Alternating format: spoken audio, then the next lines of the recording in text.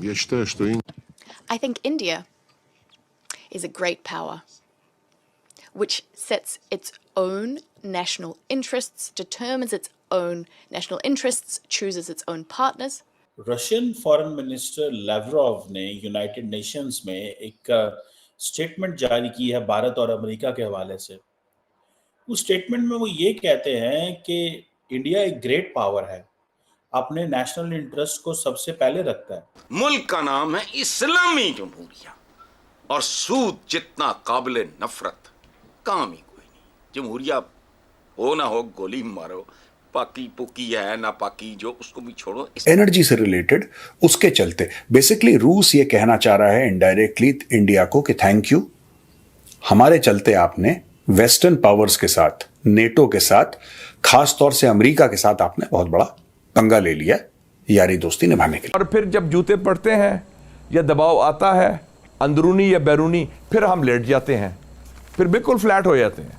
तो ये मेरे ख्याल में ये हमने, इसका मतलब है कि हम नालायक तो है ही हैं, लेकिन हम सबक भी नहीं सीखते। तो मैं सोच रहा था कि हमारा तो बुनियादी झूठ पे, फेक फाउंडेशंस में वो है आपके नमक। अब पिछले साल जो इंडिया और रशिया की जो बायलैटरल ट्रेड है, that has crossed $65 billion। अगर कोई ये चाहता है या कोई समझता है कि भारत पे दबाव डाल देगा और भारत झुक जाएगा, तो ऐसा होने नहीं वाला है। जो फॉरेन मिनिस्टर लेवरोव ने जारी की है, ये बड़ी important statement.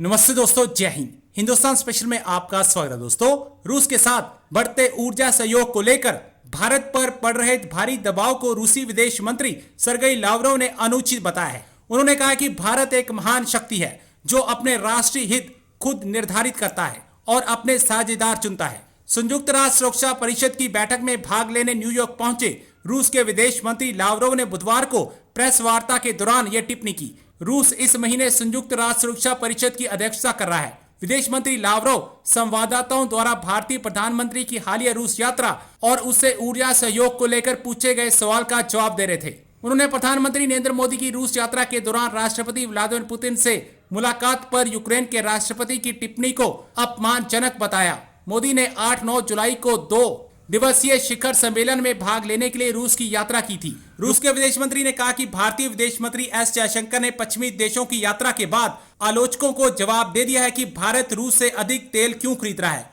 Russian foreign minister Lavrov ने यूनाइटेड नेशंस में एक स्टेटमेंट जारी की है भारत और अमेरिका के हवाले से। उस स्टेटमेंट में वो ये कहते हैं कि इंडिया एक ग्रेट पावर है, अपने नेशनल इंटरेस्ट को सबसे पहले रखता है, लेकिन इंडिया इस वक्त अमेरिका के बहुत अंडर प्रेशर है। जाहिर बात है, ये स्टेटमेंट जो फॉरेन मिनिस्टर लेवरोव ने जारी की है, ये बड़ी इंपॉर्टेंट स्टेटमेंट। और मुझे याद है कि जो रशियन गवर्नमेंट है वो पाकिस्तान को भी बार बार ये कह रही है और कहती रही है और कह रही है कि आप भी अपने नेशनल इंटरेस्ट को सुप्रीम रखें, रशिया के साथ ताल्लुकात रखते हुए एक चीज को जहन में रखें कि किसी और मुल्क के अंडर प्रेशर ना आए जिस तरह के भारत है। ये पाकिस्तान को रशियंस कहते हैं, पाकिस्तान क्योंकि अंडर प्रेशर आ जाता है। अब वो कहता है कि अब रशियंस ये कहते हैं कि भाई, रशियंस ये कहते हैं कि जो अमेरिका है जब वो एशियन पावर से बात करता है तो वो चाइना से अलहदा बात करता है, इंडिया से अलहदा बात करता है। मीन्स के चाइना से वो जरा अच्छे अंदाज से बात करता है, इंडिया से जरा अच्छे अंदाज से बात करता है, बाकी ममालिक को वो इक्वल नहीं समझता।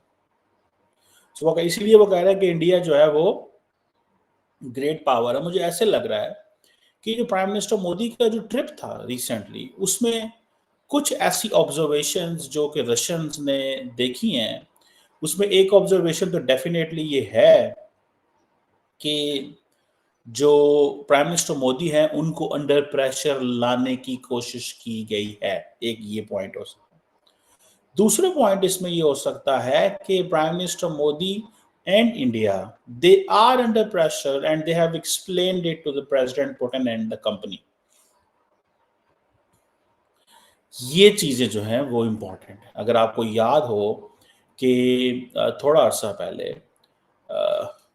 अमेरिकन्स ने ये कहा, बल्कि जैक सलिवन ने ये कहा कि अगर तो इंडिया मॉस्को गया है to have its insurance policy against China, तो let me tell the Indian authorities it will not work. सीधा सीधा वो कह रहे थे कि when in case there is a war between India and China, the Russians are not going to help you because the Russians are already junior partner with the Chinese. This is what he said. So इस चीज को ये ज़हन में रखें. अब पिछले साल जो इंडिया और रशिया की जो बायलैटरल ट्रेड है that has cross $65 billion, mainly energy imports हैं, तकरीबन 55 या इससे भी ज्यादा $60 बिलियन के करीब. अब ये जो एग्रीमेंट, ये जो हुआ है, जो विजिट हुआ था, इसमें आप दरअसल उसको स्टडी करने की कोशिश करें तो you will find so many things. One, तकरीबन 15 के करीब एग्रीमेंट्स हुए थे इंडिया और रशिया के दरमियान. MOUs, trade promotion, business Russia और इंडिया के दरमियान बिजनेस को कैसे प्रमोट करना, so and so. And then to how to take a trade $200 billion in 2030. It means India desires to buy the Russian oil at this rate or cheaper. देखें, याद रखें एक चीज को, इंडिया की 1.4 बिलियन आबादी है, 1400 मिलियन लोग हैं, 1400 मिलियन. अमेरिका की वो 300 मिलियन है, Pakistan 320-30 million I think, Pakistan की तकरीबन 240-50 मिलियन है, इंडिया की 1400 मिलियन की आबादी है. आप क्या समझते हैं, 1400 मिलियन की आबादी को तेल नहीं चाहिए, डीजल नहीं चाहिए, एनर्जी नहीं चाहिए, कहाँ से पूरी करनी है? क्या आपको लगता है कि is India like France, is India like Germany, is India like Belgium? छोटा मुल्क है. इंडिया की आबादी कोई 10 मिलियन है, 20 मिलियन है, 15 मिलियन है, 50 मिलियन है, 1400 मिलियन है भाई. कहाँ 1400 मिलियन आबादी का इंटरेस्ट और कहाँ पे 50 million, 30 million, 10 million, 60 million, 70 million आबादी के मुल्कों के इंटरेस्ट? ये चीजें समझने वाली हैं. सो इंडिया का जो नेशनल इंटरेस्ट है that's completely different thing. Jack Sullivan जब ये बात करते हैं तो जैक सुलिवन डज अंडरस्टैंड कि भाई हमारे कंट्रोल से चीजें बाहर निकल गई हैं. India is slipping away. हम इंडिया को बहुत कुछ ऑफर कर रहे हैं लेकिन हमें कुछ समझ नहीं आ रहा. लेकिन बहुत सारे लोगों का ये भी कहना है with every passing day India Russia relations are getting transactional, looking that India is taking advantage of the pressure from the United States